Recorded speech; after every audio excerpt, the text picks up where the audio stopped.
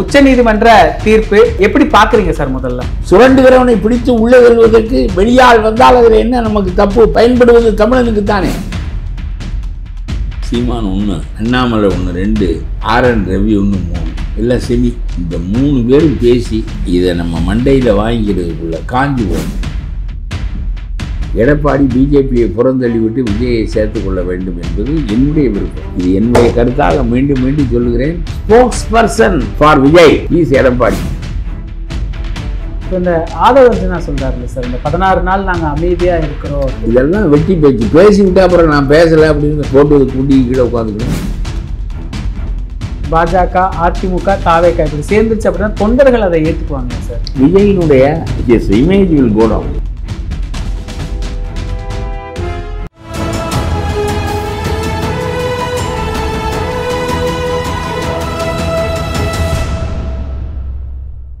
தமிழ் நிறம் நேயர்களுக்கு வணக்கம். இன்று நம்மிடையே தமிழ்நாடு தன்னுரிமை கழகத்தின் தலைவர் திரு பல கருப்பையா அவர்கள் இணைந்துள்ளார். சார் வணக்கம் சார்.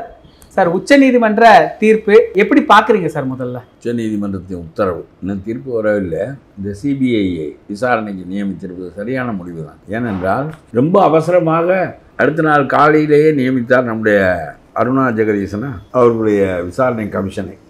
அது மாநில அரசால் நியமிக்கப்படுகின்ற ஒன்று. அதுவே மாநில அரசின் போக்குக்கு ஏற்பத்தான் அது பெரும்பாலும். ஆனால் இதே அருணா ஜெகதீசன் தூத்துக்குடி சம்பவத்தில் தீர்ப்பு சொன்னார், நல்ல தீர்ப்பு சொன்னார், முடிவு சொன்னார். 13 மக்களை சுட்டு கொன்ற 17 போலீஸ் அதிகாரிகள் மீது குற்ற வழக்கு தொடுக்கப்பட்டு அவர்கள் சிறைக்கு அனுப்பப்பட்டு தூக்கு போடப்பட வேண்டும் என்கின்ற அளவுக்கு அதை ஸ்டாலின் நிறைவேற்றவில்லை. ஆகவே இவர்கள் போட்டுக்கொள்கிற கமிஷனில் அது என்ன தீர்ப்பு வந்தாலும் யோசனைகள் சொல்லப்பட்டாலும் நிறைவேற்ற மாட்டார்கள். அவர்களுக்கு வசதியாக சொல்லப்பட்டிருந்தால் நிறைவேற்றுவார்கள். ஆகவே அந்த விசாரணை கமிஷன் ஒரு உப்புக்கு சப்பானி. அடுத்த விசாரணை கமிஷன் உயர்நீதிமன்ற நீதிபதி போட்டார். இந்த வழக்கை தன்போக்கில் பேசி தன்போக்கில் எடுத்துக்கொண்டு தன்போக்கில் ஒரு போலீஸ் அதிகாரியை விசாரணை கமிஷனாக போட்டார். இது 2 பேரையும் தள்ளிவிட்டது சுப்ரீம் கோர்ட். இப்பொழுது சிபிஐ மத்திய அரசாங்கத்துக்கு கட்டுப்பட்டது தானே என்று சொன்னால், இந்த உன்னுடைய போலீஸ் உனக்கு கட்டுப்பட்டது போல சிபிஐ மத்திய அரசாங்கத்தை தள்ளி நடத்த முடியாது என்பது உண்மைதான் என்றாலும், இதில் உண்மையான கருத்து வெளிவர வேண்டும் என்ற அடிப்படையில் ஒரு சுப்ரீம் கோர்ட் நீதிபதியை கொண்டு அது ஒரு இன்னும் 2 அதிகாரிகளை நியமித்து ஒரு குழு அமைத்து இந்த சிபிஐ தன்னுடைய விசாரணை முடிவுகளை எல்லாம் அவர்களுக்கு தெரிய அவர்களுடைய பார்வையிலே தான் நடத்த வேண்டும் என்று சொல்லிவிட்டால் இதில் மத்திய அரசு தலையிடுவதற்கு ஒன்றுமில்லை. என்றால் எல்லாம் அதற்கு தலைமை சுப்ரீம் கோர்ட் நீதிபதி. சிபிஐ விசாரணையையே சுப்ரீம் கோர்ட் நீதிபதியினுடைய பார்வையிலே தான் நடத்த வேண்டும் என்கின்ற அளவுக்கு வந்துவிட்டால் உண்மையிலேயே அது முறையான தீர்ப்பாகத்தான் இருக்கும். ஆகவே சுப்ரீம் கோர்ட் செய்த அந்த செயல் ரொம்ப சரியானது. இப்பொழுது நாம் ஏதோ நெரிசலிலே ஏற்பட்டிருக்கும் இந்த சாவுகள் என்று நினைத்தோம். தவிர இதில் செந்தில் பாலாஜிக்கு ஒரு பங்கு இருக்கிறது என்று சொல்லுகிறார்கள். செந்தில் பாலாஜி பேரை போட்ட உடனே திமுக பேர் கெட்டுவிட்டது. செந்தில் பாலாஜிக்கு உதவி செய்யுங்கள் என்று சொன்ன உடனே இவர் தான் இதற்கெல்லாம் காரணமாகவே இருந்திருப்பார், இவர் என்ன அதுக்கு உதவி செய்கிறார் என்று மக்கள் கருதுகின்ற அளவிற்கு திமுக அரசின் மீது மோசமான பார்வை ஏற்படுவதற்கு செந்தில் பாலாஜி முன்னிறுத்தியது தான் காரணமாக இருந்தது. அதெல்லாம் ஒரு பக்கம். எனக்கு இப்பொழுதுள்ள கவலை அது மறித்ததில்லை. 2 சங்கதியில் ஸ்டாலின் அதையெல்லாம் சட்டமன்றத்தில் அவர் பேச மாட்டார். ஒன்று, நெசவாளிகளின் சிறுநீரகங்கள் பறிக்கப்படுகின்றன. அவர்களுடைய ஏழ்மையின் காரணமாக 5 லட்சம் ரூபாய்க்கு வாங்குகிறார்கள். அதில் தரகன் 50,000 கமிஷன் வாங்கி கொள்கிறான். பிறகு 25-30 லட்சம் ரூபாய்க்கு மருத்துவமனைகள் அதை பொருத்துகின்றன. பெருங்கொள்ளை அடிக்கின்றன. சிறுநீரகத்தை இழந்த பணக்காரன் 25 லட்ச ரூபா கொடுப்பான், 50 லட்ச ரூபாயும் கொடுப்பான். ஆனால் ஒரு சிறுநீரகத்தை ஒரு மனிதன் இழப்பதற்கு பணம் பெறுவது என்பது ஏழ்மை நிலையில் இருக்கின்றவன் தான் செய்வானே தவிர வேறு யாரும் செய்ய மாட்டார்கள்.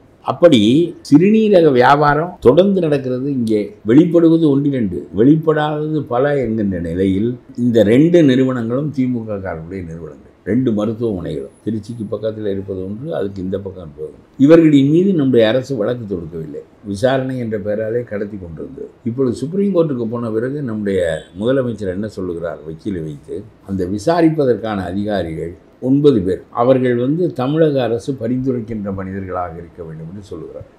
நோக்கம் என்ன? அந்த 2 பேரையும் காப்பாற்றுவது. எவன் தப்பு செய்தானோ அவனை அவன் அடையாளம் காட்டட்டும், கோர்ட்டு தண்டிக்கட்டும் என்று ஒரு விடுவதற்கு தயாராக இல்லை. அது மாநில அரசினுடைய வரம்புக்கு உட்பட்டது. ஆகவே அதை நியமிக்கின்ற அதிகாரம் மாநில அரசுக்கு வேண்டும் என்று சொல்லி அதனுடைய பரிந்துரை பட்டியலை நாங்கள் தருகிறோம் என்று சொன்னதை கோர்ட்டு ஏற்கவில்லை. ஒரு அடி, மரண அடி நம்முடைய திமுகவுக்கு. இன்னொரு நிலைப்பாடு என்ன என்றால், சீமான் இங்கே உட்கார்ந்து கொண்டு பேசுகிறார். நம்முடைய டாஸ்மார்க் வழக்கை விசாரிக்கின்ற போது 3 வழக்குகள் சுப்ரீம் கோர்ட்டில் இருக்கின்றன. டாஸ்மார்க் வழக்கை விசாரிப்பதற்கு நம்முடைய போலீஸ் அதிகாரிகள் தான் செய்ய வேண்டும். ஏனென்றால் இது நம்முடைய போலீஸ் அதிகார வரம்புக்கு உட்பட்டது. நம்முடைய மாநில சுயாட்சி என்ன ஆகுது? இதை எதற்காக அயல்நாட்டு போலீஸ், அயல் மாநில போலீஸ், மைய அரசாங்கத்தின் போலீஸ் விசாரிக்க வேண்டும் என்று அவர் கேட்கிறார். அவனுக்கு என்ன 2 மூளையாக இருக்கிறது? நம்முடைய ஆளுக்கு 1 மூளை தானே இருக்குது.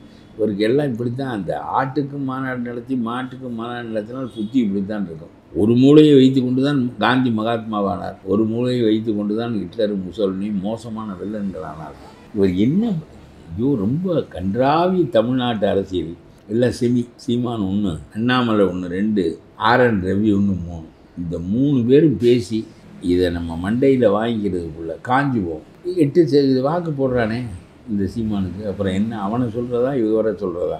அண்ணாமலை யாராவது ஒருத்தருக்கு ஒரு விலை போவார். முன்பு அதிமுகவுக்கு கையாளாக இருந்தார். அம்மா காலத்தில் திமுகவை பழிப்பதற்கு ஒருவராக அரசியலில் இதெல்லாம் செய்வார்கள் அரசியல் தலைவர்கள். இவர் ஏன் ஒரு மனித மதிப்பு தெரியாமல் விலை போகிறார் என்பதுதான் கேள்வியை தவிர, பயன்படுத்தி கொள்ளுகிறவர்கள் யாரும் பயன்படுத்தி கொள்வார்கள். இப்பொழுது பெரியாரை கேவலப்படுத்துவதற்காக பாரதிய ஜனதாவுக்கு தடையே பெரியாருடைய பிம்பம்தான் என்று கருதி பெரியாரை கேவலப்படுத்துவதற்கு இவரை வைத்தார்கள். பெரியாருடைய சிந்தனைகளை படித்துவிட்டு அந்த சிந்தனைகளை மறுப்பது என்பது தர்க்கபூர்வமாக நடக்கக்கூடியது தான். இவருக்கு அந்த அளவெல்லாம் படிப்பும் கிடையாது, யோசனையும் கிடையாது. அதனால் அவர் அக்காட்ட போக சொன்னார், தங்கச்சிட்ட போக சொன்னார், பெரியம்மாட்ட போக சொன்னார் என்றெல்லாம் இவர் அதுக்கெல்லாம் ஆதாரம் இருக்கிறது, எத்தனாம் பக்கத்தில் இருக்கிறது என்றெல்லாம் இவர் சொன்னார். இவர் அந்த பக்கத்தை காட்டவும் இல்லை. அப்புறம் அண்ணாமலை சொன்னால் எந்த பக்கத்தில் இருக்கிறதுன்னு எனக்கு தெரியும், நான் காட்டுகிறேன் என்று சொன்னார். அவரும் காட்டவில்லை. எவ்வளவு மட்டமாக மக்களை பற்றி மதிப்பிட்டு வைத்திருக்கிறார்கள் என்று பாருங்கள். உண்மை அல்லாததை பழியாக சொல்லி அவருடைய புகழ் மதிப்பை கெடுப்பது. அவருடைய வாதங்கள் மறுக்கப்பட வேண்டிய வாதங்களா என்றால் நான் எத்தனை தடவை மறுத்திருக்கிறேன். அவர் பெரியாரா என்றால் பெரியார் தான். அவர் போய் இவ்வளவு கேவலமாக சொல்லுவாரா என்று அறிவில்லாமல் ஒரு மனிதன் பேச. ஏனென்றால் அந்த வாதங்களை படித்துவிட்டு வாதம் செய்ய அவருக்கு தெரியாது. ஆகவே வாதம் அல்லாத வாதங்களை வைப்பதற்காக இவர் அக்காவோடு போச்சுனார், தங்கச்சியோடு போச்சுனார், நெறிமுறை இல்லாதவர் பெரியார் என்று இவர் சொன்னால் அதை ஆதரிக்கிறார் நம்முடைய அண்ணாமலை. அப்பொழுதுதான் நான் நினைத்தேன் 3 பேர் இப்படி இருக்கிறார்கள் என்று வரிசையில் கண்டுபிடித்தேன். சீமான், ஆர்.என். ரவி, அண்ணாமலை. உண்மையே பேச மாட்டார்கள், எது வேண்டுமானாலும் பேசுவார்கள். அரை முழுசில்லையே அரை. இப்பொழுது தமிழ்நாட்டு போலீஸ்காரனுக்கு 1 மூளை தானா, இவனுக்கு என்ன 2 மூளையா என்று கேட்கிறார். தமிழ்நாட்டுக்காரன் தான் திருடன். இதில் தமிழ்நாட்டு அரசியல் அங்கம் வைக்கிறவர்கள் தான் திருடர்கள். டாஸ்மார்க்கில் டாஸ்மார்க் ஒரு அரசு நிறுவனம். அந்த அரசு நிறுவனத்துக்கு மது உற்பத்தி செய்கிறவர்கள் டி.ஆர். பாலு, ஜெகத் ரட்சகன், எல்லாம் திமுக தான் பாதி. இப்படி ஒரு 10 பேர்.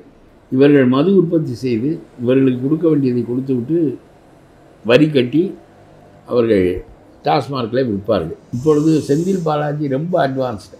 ஊழலில் சாதாரண ஊழல், பாட்டிலுக்கு 10 ரூபாய் வைத்து விற்பதற்கு சாதாரண ஆளுக்கு அறிவு போதும். ஒருவன் கணக்க பிள்ளையாக இருக்கிறான். அந்த சரக்குக்கு 15 ரூபாய் 10 ரூபாய் வரி, 10 ரூபாய்க்கு விற்க வேண்டும் என்று முதலாளி சொல்லியிருக்கான். 15 ரூபாய்க்கு விற்று விட்டு 5 ரூபாய் பைக்கு வைத்து விடுவான். இதற்கு குறைந்த அறிவு போதும். செந்தில் பாலாஜி மாதிரி விற்பனர்கள் உற்பத்தியாகின்ற தளத்திலேயே பாதியை டாஸ்மார்க்கு அனுப்பிவிட்டு பாதியை வெளியே கடத்தி விடுகிறார்கள். அதுக்கு ஆயத்த வரியே கட்டுவதில்லை. அது ஆயத்த வரி கட்டப்பட்டு வெளியே போவதற்கு 10 ரூபாய் கூட. இது ஆயத்த வரியே கட்டாமல் மொத்த பணம் அவனுக்கு உற்பத்தி செய்கின்றவனுக்கு உற்பத்தி செய்கின்ற பண அளவுக்கு மட்டுமே விலையை கொடுத்து விட்டு மீதி பணம் பூராவும் அரசுக்கு போகும். செந்தில் பாலாஜி கொஞ்சம் வைத்து கொண்டு கொடுத்து விடுவார். அதில் அவருக்கு ஒரு நாணயம் இருக்கிறது என்று நம்முடைய ஸ்டாலின் கருதுகிறார். அதனாலே உலகத்தினுடைய ஒப்பற்ற ஊழல் மன்னன் நம்முடைய செந்தில் பாலாஜி. அவரை ஊழலுக்கு பயன்படுத்துகிற தகுதி வாய்ந்த முதலமைச்சர் நம்முடைய ஸ்டாலின். அதனால தான் சிறையிலையும் போய் அவர் மந்திரியாக்குகிறார் என்று சொன்னால் ஒரு நல்ல நாணயம் மிக்க சிறப்பாக திருட தெரிந்து திருடனின் மீது கொள்ளுகின்ற மதிப்புத்தான் அது. தகுதி வாய்ந்த மனிதனின் மீது கொள்ளுகின்ற மதிப்பில்லை. தப்பான தொழில் செய்கின்ற ஒருவர் தப்பான தொழிலை சிறப்பாக செய்கின்றவனின் மீது கொள்ளுகின்ற மதிப்பு அது. இந்த வழக்கு வருகிறது. இந்த வழக்குக்கு நம்முடைய சீமான் வழக்காடுகிறார். தமிழ்நாடு போலீஸ் தான் விசாரிக்க வேண்டும். தமிழ்நாடு போலீஸ் திருடனுடைய போலீஸ். ஒரு வீட்டை பாதுகாக்க வேண்டிய காவலனே திருடனாக இருந்தால் அந்த வீடு எப்படி கொள்ளை போய்விடுமோ அதுபோல் அரசுக்கு கட்டுப்பட்ட போலீஸ். இந்த குற்றத்தை செய்தது அரசு. தமிழ்நாடு போலீஸ் என்ன பண்ணும்? ஸ்டாலினை கொண்டவன் கூண்டில் நிறுத்துமா, செந்தில் பாலாஜியை கூண்டில் நிறுத்துமா இந்த போலீஸு? அவர் ஆரம்பித்து அந்த வழியில் போகிறார் என்று தெரிந்தாலே அடுத்த நாள் அவரை மாற்றி விடுவார்கள், எங்கேயாவது கொண்டு போய் அடித்து விடுவார்கள். வேண்டிய ஆளை அங்கே வைத்து கொண்டு தீர்ப்பை இவர்கள் எழுதுவார்கள். அப்புறம் என்ன மாநில சுயாட்சி என்று கேட்கிறார். இதற்கா மாநில சுயாட்சி? முதலமைச்சர்களெல்லாம் மோசமாக இருப்பார்கள், மந்திரிகளெல்லாம் திருடுவார்கள். அவர்களுடைய திருட்டை ஏனென்று கேட்காமல் இருப்பது தான் போலீஸினுடைய வேலை என்று சொல்வதற்கு என்ன மாநில சுயாட்சி? இது இன்னொருவனுக்கு வெள்ளைக்காரன் காலத்தில் அடிமைப்பட்டு கிடந்த போது கூட ஒரு 75% நீதி கிடைத்தது. அவனுக்கு எதிராக போராடினால்தான் நீதி கிடைக்காதே தவிர, சுப்பனுடைய பணத்தை கருப்பன் எடுத்துக்கொண்டால் அவன் அதில் தள்ளிட மாட்டான். டாஸ்மார்க்கில் ஒரு பெரிய அதிகாரி கொள்ளையடித்தால் வழக்கு நடக்கட்டும் என்று வெள்ளைக்காரன் விட்டு விடுவான்.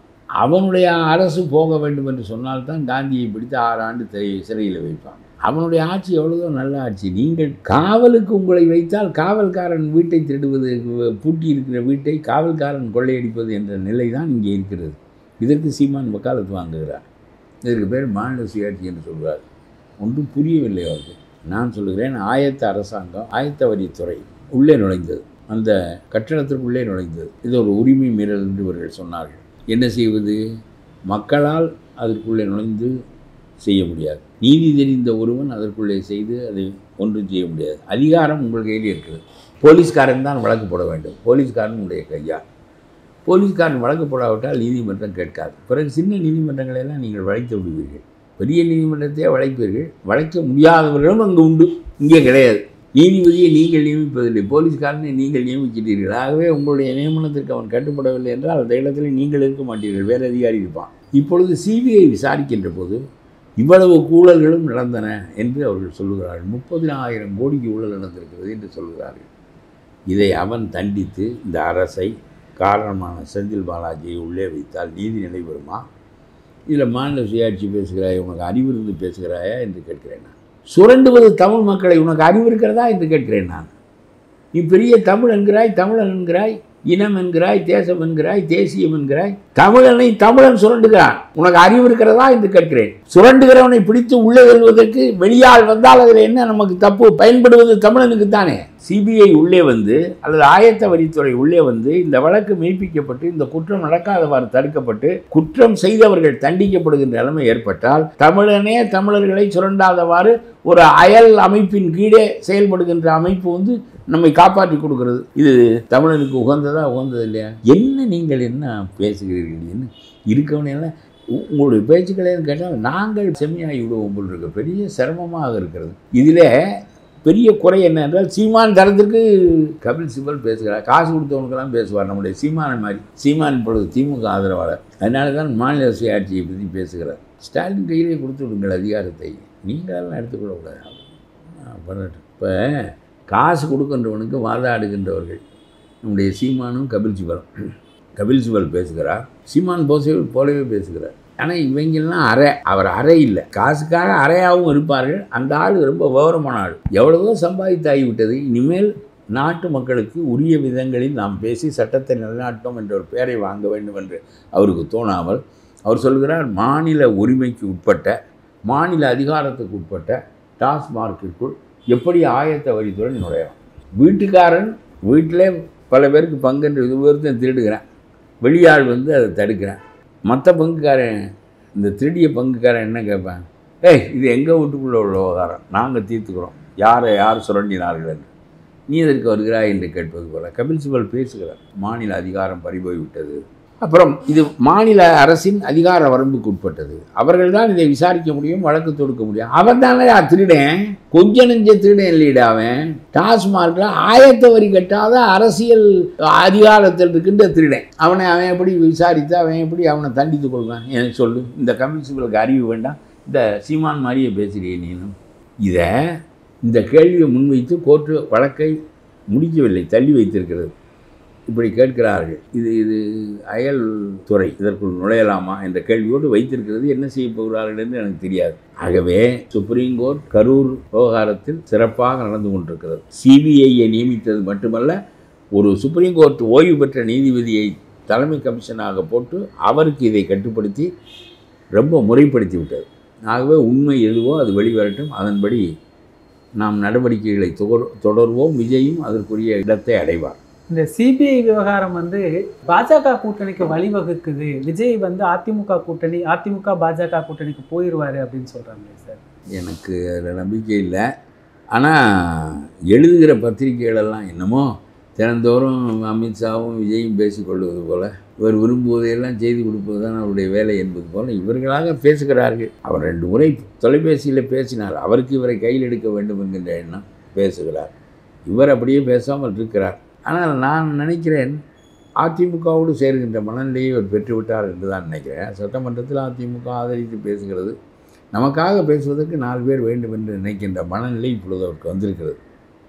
ஆகவே கூட்டம் கூட்டுவது, ஊருக்குள் போவது, ஊரை நிலைகுலைய செய்வது, இதெல்லாம் இவருடைய சினிமா மனப்பான்மையினாலே இவரை விட்டு போகவில்லை என்று ஒரு பக்கம் இருந்தாலும், ஒரு அரசியல் கட்சி தலைவனாக ஸ்டாலினை அகற்றுவதற்கு, ராவணனை வீழ்த்தி சீதையை மீட்பதற்கு, அதாவது ஒரு கொடூரமான ஆட்சியாளனை வீழ்த்தி அதிகாரத்தை கைப்பற்றுவதற்கு விஜயினுடைய பங்கு சரியானது தான். அவர் தொண்டர்கள் அவருடைய எடப்பாடியினுடைய கூட்டங்களுக்கு வருகிறார்கள், சோரொட்டியொட்டி எடப்பாடியை வரவேற்கிறார்கள். இதெல்லாம் இந்த கேவலமாக அந்த அம்மா கட்சி வைத்திருக்கிறாரே தினகரன், அவர் எவ்வளவு கேவலமாக வேண்டுமானாலும் பேசட்டும், இவரே ஆள் அனுப்பி இவரே கொடி பிடிக்க சொல்கிறார். அது ஒரு நல்ல தொடக்கம். தொண்டர்கள் ஒரு பாதுகாப்பை விரும்புகிறார்கள், வலிமையான கூட்டணியில் இருக்க வேண்டும் என்று விரும்புகிறார்கள் என்பதற்கான அடையாளம் தான் எடப்பாடியினுடைய கூட்டத்திற்கு அவர்கள் வருவதும், எடப்பாடியை வரவேற்று சோரொட்டி அடிப்பதும். இந்த நிலையில் நம்ம விஜய்க்கு ஒரு சிக்கல், முரண் ஒன்று இருக்கக்கூடும். நாம் பிஜேபியை ஃபேசிஸ்ட் கட்சி என்று சொல்லிவிட்டு அந்த அணியிலே எப்படி சேர்வது என்று அவர் நினைக்கக்கூடும். இதை 15 நாட்களுக்கு முன்னாலேயே நான் சொன்னேன். அப்படி ஒரு நிலை வந்தால் நீங்கள் இதை ஒரு நிபந்தனையாக எடப்பாடியிடம் வையுங்கள். பிஜேபியோடு நீங்கள் இருந்தால் நாங்கள் உங்களோடு சேர முடியாது. இடங்களின் எண்ணிக்கை முக்கியமில்லை, 30ஓ 40ஓ. எங்களுடைய வாக்கு உங்களுக்கு பயன்படும், உங்களுடைய தோழமை எங்களுக்கு பயன்படும். ஆனால் நீங்கள் பிஜேபியோடு இருந்தால் நாங்கள் எப்படி உங்களோடு சேருவது? ஏனென்றால் நாங்கள் பிஜேபி ஒரு ஃபேசிஸ்ட் ஃபோர்ஸ் என்கின்ற கடுமையான கருத்தை வைத்திருக்கிறோம். எப்படி நாங்கள் உங்களோடு சேருவது என்கின்ற கேள்வியை வைத்தால், எடப்பாடி பிஜேபியை புறந்தள்ளிவிட்டு விஜயை சேர்த்து கொள்ள வேண்டும் என்பது என்னுடைய விருப்பம், என்னுடைய கருத்தை சொல்லுகிறேன். ஏன் அப்படி என்றால், பிஜேபி வெளியே போவதனால் 5% வாக்கை இழக்கிறீர்கள், பிஜேபியை உள்ளே வைத்துக் கொள்வதனால் 5% வாக்கை பெறுகிறீர்கள், 12% வாக்கை இழக்கிறீர்கள். நெகட்டிவ் ஓட்ஸ் வைத்திருக்கிற ஒரே ஒரு கட்சி பிஜேபி தான் தமிழ்நாட்டில். ஜாதி கட்சிகளுக்கெல்லாம் மற்ற ஜாதிகள் நெகட்டிவ் தான். திருமாவளவனுக்கு அவருடைய சமூகம் முன்னணியில் நின்று வாக்களிப்பது போல் மற்றவர்கள் அந்த இடத்துக்கு, அதே மாதிரி பாமகவுக்கும் அந்த நிலைமை உண்டு. ஜாதி கட்சிகளுக்கு அந்த சிக்கல் உண்டு. அவர்களுடைய ஆட்கள் மேலே விழுந்து ஆதரிப்பார்கள், மற்றவர்கள் தயங்கி நிற்பார்கள். இதை விடுங்கள். நம்முடைய பிஜேபிக்கு மொத்தமாக ஒரு நெகட்டிவ் ஓட்டு உண்டு. முஸ்லீம்களும் கிறிஸ்தவர்களும் 12% எதிர்ப்பு ஓட்டு. இதுதான் ஸ்டாலின் ஆட்சிக்கு வந்ததற்கான அடிப்படை. இந்த வாக்குகளை அவர் பெற தவறினால் ஆட்சிக்கு வர முடியாது. விஜயும் எடப்பாடியும் பிஜேபியை நீக்கிவிட்டு கூட்டணி சேர்ந்து இன்னும் சில கட்சிகள் வரக்கூடும். ஒரு சமயச்சார்பற்ற கூட்டணியாக நீங்கள் உருவாக்கினால் அந்த 12% வாக்கு உங்களுக்கு வரும். முதலில் அந்த வாக்கு அவர்களுக்கு இல்லாமல் போகும். அவர் 40லிருந்து 28 குறைந்து விடுவார். நீங்கள் ஏற்கனவே 30-31% போன தேர்தலில் வாங்கியிருக்கிறார் நம்முடைய எடப்பாடி. சட்டமன்ற தேர்தலில் உங்களுக்கு ஒரு 10-12 வாக்குகள் இருக்கிறது. இந்த சிறுபான்மை வாக்கு உங்களை வந்து சேர்கிறது, வெற்றி உறுதி. ஆகவே இது என்னுடைய யோசனை. சிறுபான்மை வாக்குகள் முதலில் ஸ்டாலின் இழப்பார், நீங்கள் பெறுவீர்கள், உங்களுடைய வாக்குகளும் உங்களுக்கு வரும், அதிமுகவினுடைய வாக்கும் வரும். அபரிமிதமான வெற்றிக்கு அது வழிவகுக்கும். பிஜேபி அங்கிட்டு மூலையில் தூரமாக கிடக்கிற பெண்ணாட்டம் இருக்க வேண்டியதான். ஆனால் இப்போ இவர் பிள்ளையார் சொல்லி எல்லாம் போட்டாச்சுன்னு சொல்கிறாரு. பிஜேபி அமைதியாக தானே சார் இருக்குது இந்த கூட்டணி? இப்போ சொல்லுவதெல்லாம் அது இன்னும் நாள் ரொம்ப இருக்கிறது. என்ன, அதற்குள்ள 1000 காரியங்கள் நடக்கும். பரிசையாக வைய யோசிப்பார்கள். இதை வெளிப்படுத்துவதற்கே ஜனவரிக்கு கொண்டு வந்து விடுவார்கள். பாருங்கள், ஜனவரி, பிப்ரவரி, மார்ச்சுக்கு போகும். என்ன, அதெல்லாம் காலம் அவ்வளவு வேகமாக இதை சொல்ல வேண்டிய கட்டாயம் இல்லை. இப்பொழுது எடப்பாடி தான் பேசுகிறார். Spokes person for Vijay is Edappadi. அது சரியானது தான். இவருக்கு ஒரு ஆதரவு கொடுக்க வேண்டும். ஒரு முதலமைச்சராக இருந்தவர், எதிர்க்கட்சி தலைவராக இருக்கிறவர், அந்த ஆதரவை கொடுப்பது நல்லது. இது என்னுடைய கருத்தாக மீண்டும் மீண்டும் சொல்லுகிறேன். பிஜேபியை தள்ளுங்கள். நான் தள்ள வேண்டும் என்று ஏன் சொல்கிறேன் என்றால், இவருக்கு கட்சியில் முரணாக இருக்கின்ற நிலையில் தள்ள வேண்டும் என்று சொன்னால் தள்ளுங்கள். 12% வாக்கை திமுகவுக்கு குறையுங்கள், உங்கள் பக்கம் சேர்த்து கொள்ளுங்கள். அந்த 5% வாக்கு ஒன்றும் பொருட்டில்லை. பிறகு இன்னும் சில பேர் வருவார்கள், வலிமையான கூட்டணி ஆவீர்கள், நீங்கள் உறுதியாக வெல்வீர்கள். எடப்பாடி ஆளட்டும், அடுத்த தேர்தலுக்கு எதிர்க்கட்சியாக இருந்து ஆளுங்கட்சியாக மாறுவதற்கு விஜய் முயலட்டும். இதுதான் நல்லது.